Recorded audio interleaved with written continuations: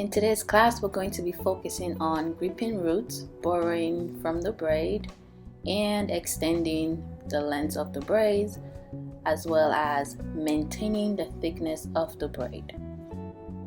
So we're going to cover a lot today, and I'm going to be using a new mannequin, and this mannequin is from Unionbeauty hair, and this is what it looks like straight out of the package.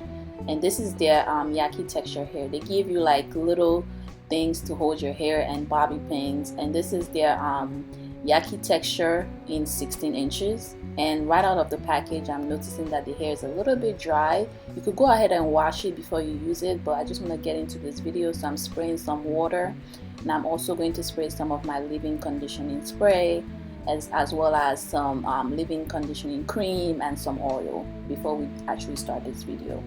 But yeah, the hair is human hair, so you could actually like perm the hair, you could dye it, and you could use it for a whole bunch of like different styles, and to basically learn how to braid. And yeah, I actually like the texture of the hair. As you can see, it's really close to like, you know, 4C hair types texture, and this is my first time trying this texture. So I'm also going to use some braiding hair from Unionbeauty as well, and this is their pre-stretched braiding hair that I'm going to use in this class. And I absolutely love the braiding hair, you guys. You guys know I'm very keen on the quality of braiding hair that I use, and this is great quality. So this is the easy braid, and I have two colors. I have 1B and I have red, basically burgundy. So I'm going to be mixing them. So this is what they look like out of the package, but I'm going to add some blue magic grace, and you're going to see how beautiful the texture of the hair is going to be. Like the braiding hair is great quality. Like seriously, like you guys should just look after brushing the hair and putting the grease, like look how shiny and just like beautiful the luster is. But yeah, I think this braiding hair is absolutely going to blend with the mannequin's hair because it's similar textures, and it's absolutely very soft. And so yeah, let's get into this video. Alright, so before we start working on the mannequin, let's get the braiding hair ready. So I'm going to do the split and fill technique to get the sizes of the braiding hair that I want to use. And it's basically splitting the hair in half, filling it with your hand, and then you're going to resplit the braiding hair again until you get the size that you want. We are doing big size box braids today, so I'm going to split the hair to give me the size that I want. So I'm going to split them into 8 pieces, so 8 pieces of black and 8 pieces of red. And you could do this technique for any size that you want. I've showed this before in my previous box braid videos. If you want to see how I do it even more slowly and more explained, watch the other previous box braids class videos that will be in my description box.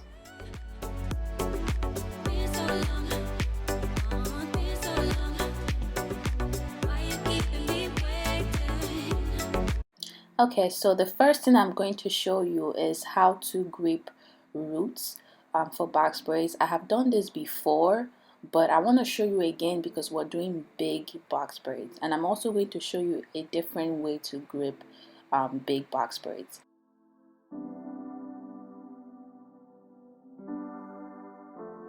So we're doing traditional box braids, right? And to start the traditional box braids, you have to pre-knot the braiding hair.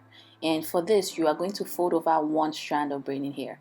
So imagine that you have 3 equal strands of braiding hair like this, okay? You imagine that you have 3 like this. You're going to take one and you're just going to fold it over like this so that it's all equal 3 strands by the time you fold it, okay? So now this is how the pre-knot is. You hold the hair like this, you just flip it over so that the middle strand is sitting on your index finger.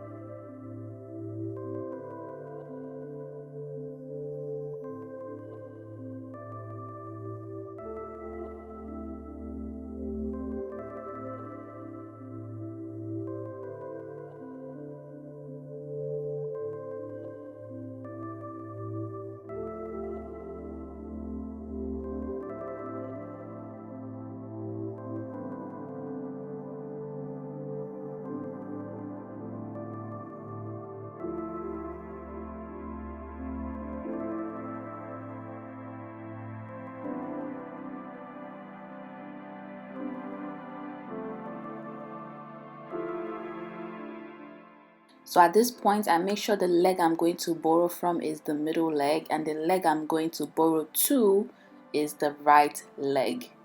This is how I borrow, okay? So I'm borrowing from the middle. I'm going to add that small piece to the right leg and just continue to braid. And this will make it seamless.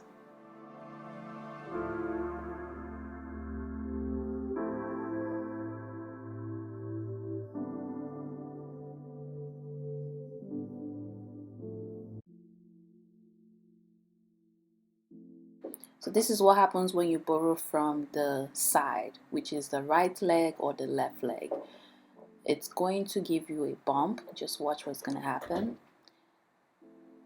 So when I braid, the braid is already looking crooked. You don't want this.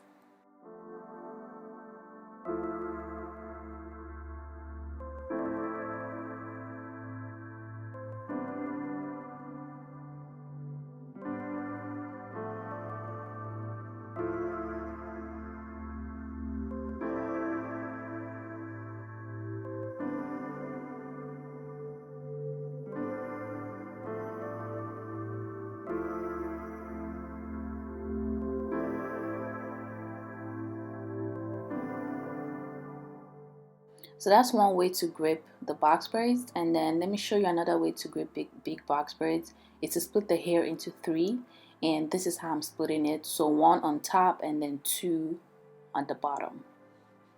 And so what I'm going to do is to start braiding the piece on top like this. So just grip it.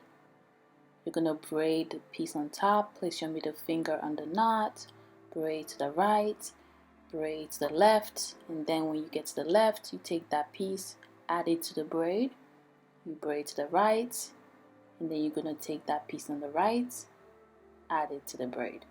So this is one way to grip box braids so that you are very close to the root and the top of the root.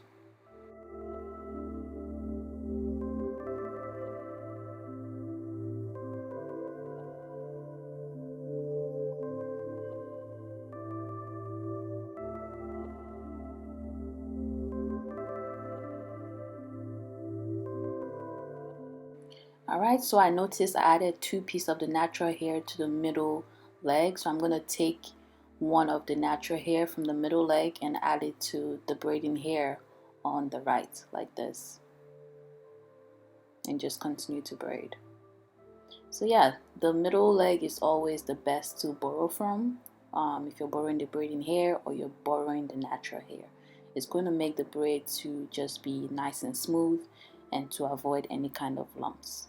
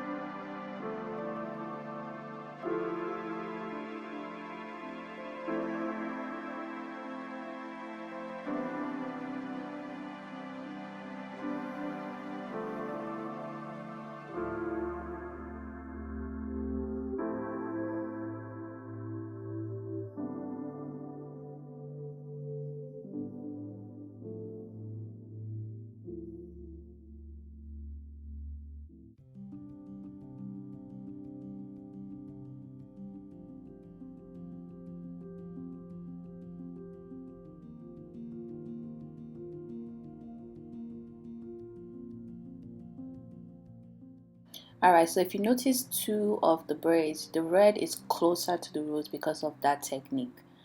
Alright, so let me show you, for those of you who braid like this, which is basically the underhand method. For those of you who braid like this, you still need to borrow hair from the middle leg. So that's the reason why I'm doing this, so you guys can see. I've done a very detailed tutorial over 1 hour showing you guys overhand and underhand method, so don't get confused. Make sure you watch the box braids class video that I'm talking about. But even if you braid like that, you're still gonna have to borrow from the middle leg to make the box braids to be seamless. This underhand method is not my favorite because I feel like I don't have control over the flyaways, as you can see. So anytime I do this braid like this, like there's more flyaways because I can't really control it, unlike the overhand method that I showed you before this one.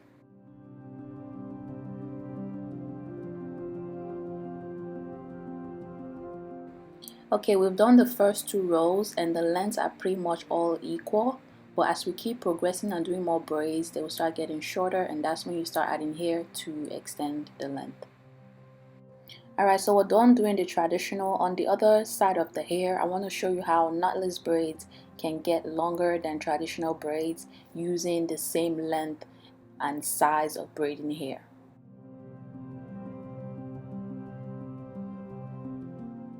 Alright, so I'm taking the same size of braiding hair that we use for the traditional, and I'm going to split them into 4 equal strands because I'm going to feed into the braid.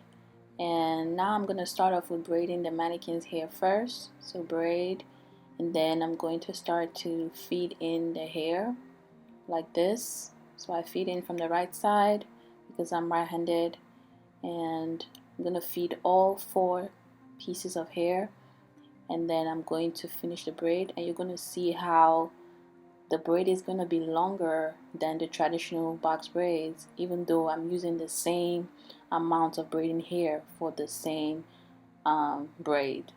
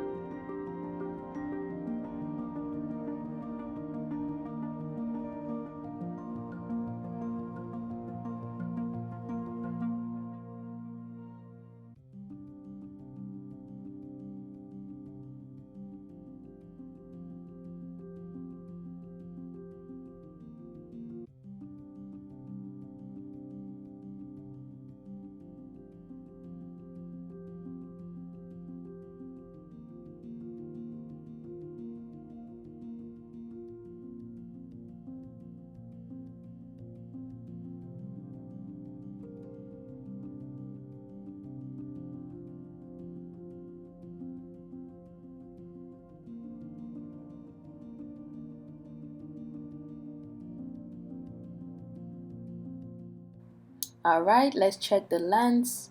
So I have 2 pieces of the knotless on the left and 2 pieces of the traditional on the right, and you can see that the knotless is a little bit longer than the traditional, as you can see. And the reason is because we started off with braiding the root first, and then we started to feed in hair. That's why the knotless is longer. So now you know why knotless braids is naturally longer than traditional, because of the concept of feeding in hair. So now we're going to extend the braids even more. So we use the same size of hair for the traditional for the knotless braids, and now we're going to add even more hair to make the knotless braids longer. You could also extend the length of traditional box braids with what I'm about to show you. So I'm going to go ahead and do a knotless braid, and I'm going to extend this knotless braid, and just keep in mind that what I'm doing for this knotless braid can also be applied to traditional box braids as well.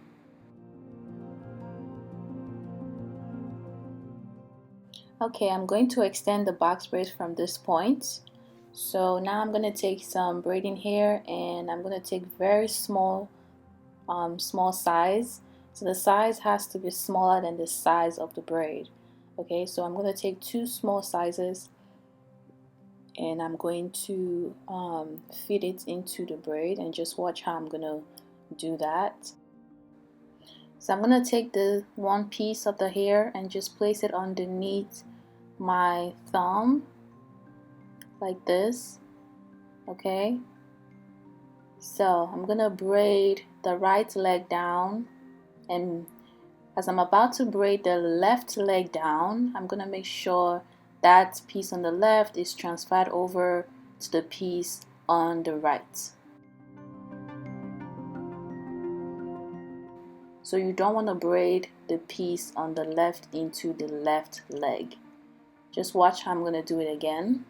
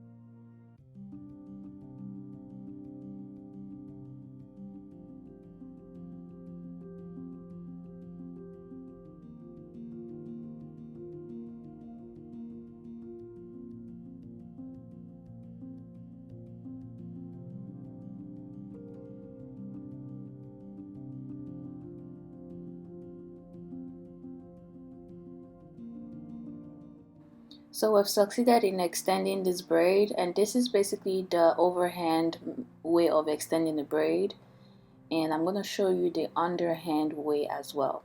So the size of the hair you feed in to extend the braid is also key. You want to make sure that the size of the hair you feed in is not too thick or is not bigger than the hair you're actually braiding. So let me take a big strand now and show you what I mean. If you feed in a big strand like this, you're going to have a lumpy box braid, and you don't want this. So make sure that you feed in small sizes. Okay, so now let me show you how to extend for people who braid like this. This is basically the underhand method. So I'm going to do the underhand method for the knotless braids. That's what I'm doing right now, and just watch how I'm going to do it, and you're going to see how I'm going to extend this knotless braid with the underhand.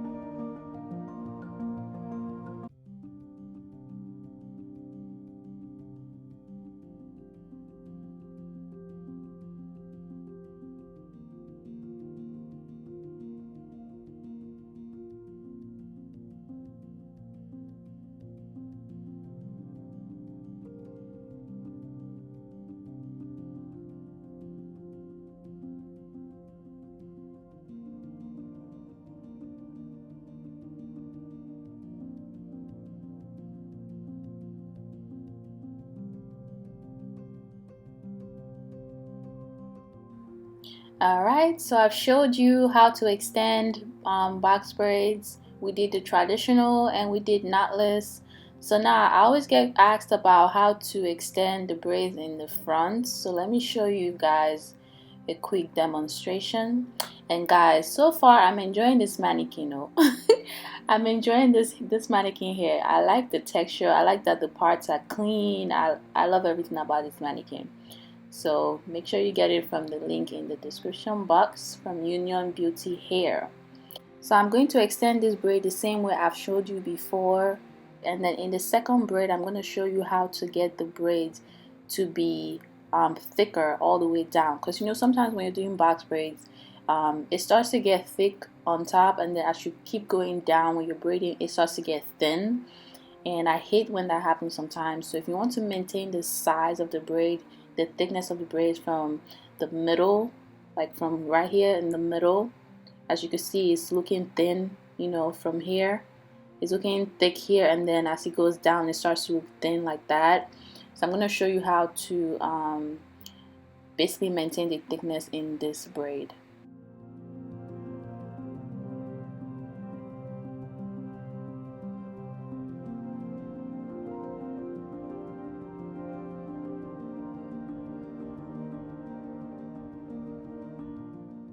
From this point I'm going to start monitoring the thickness of the braid, and I'm going to try to avoid it to look like that first braid. As you can see how it's thick and then thin. So I'm going to start monitoring the thickness. So I'm going to start fitting in small pieces of hair as I go down, and you basically want to feel the thickness and also look at the thickness and kind of monitor the size of braiding hair you need to maintain the same size. So I hope that makes sense. So just continue to fit in small pieces all the way going down until you don't have to fit in hair anymore. And also mind you, as you keep fitting in hair the braid is going to keep getting longer, so you just want to basically plan where you start fitting in the hair and where you're going to stop basically.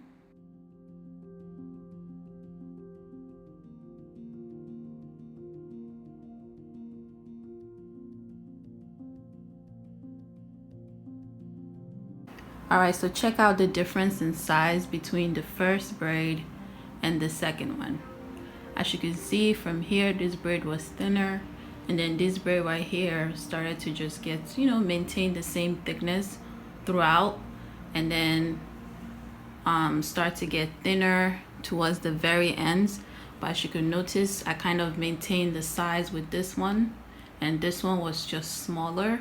So you want to continue to feed in hair if you're trying to maintain the same size of box braids. This is super long braids, but if you want to do them a little bit shorter, then you're gonna have to calculate at what point you're gonna start to feed in hair to maintain the thickness of the braid to the very end. Okay, but yeah, I hope this helps.